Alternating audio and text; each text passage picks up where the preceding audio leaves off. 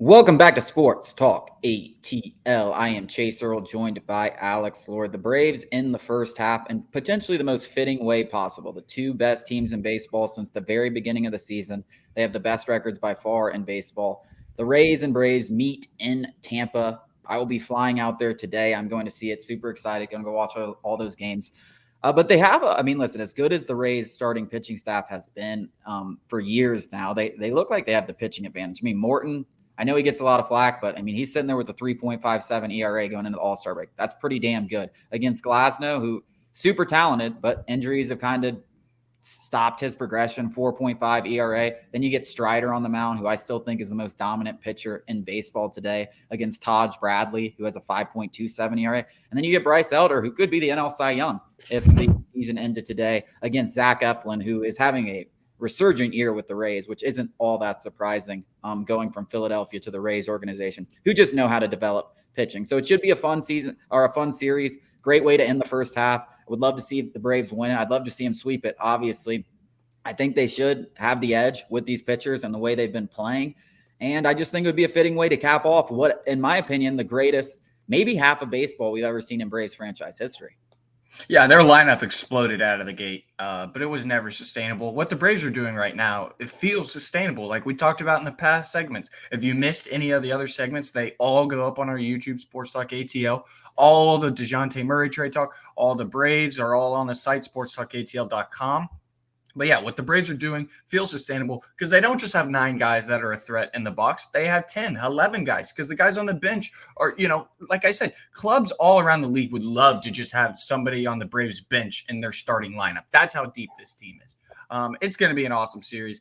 I'm jealous you get to go. The Rays might actually see a full stadium now that the Braves are coming because even though they've been, arguably the best team in baseball for the first half of the series or the first half of the season, they still can't draw fans, which is just crazy. And they finally will have some. It's just the Braves effect. You saw it against the Reds. You saw it against the Guardians. It's just the Braves come to town and, you're welcome. That's what I was going to say. I said, that's how you know the Braves are, I don't want to say they're like America's team or anything like that. They do have a national fan base because of the TBS days, and they're always going to have fans no matter where they go. I don't want to call them America's team though, but they have become the most exciting spectacle for baseball fans to watch. I mean, you're going to have 3 sellouts in the Guardian series or very close to sellouts. You had 3 sellouts against the Reds. Greatest attendance they've ever had in the history of their ballpark.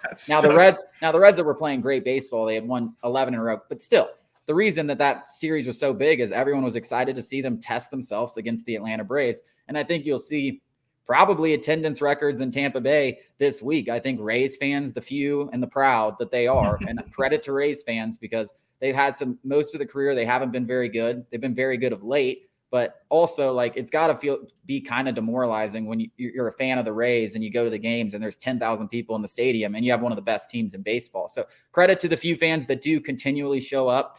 I think there's going to be a ton of Braves fans. It might feel like a home game away from home.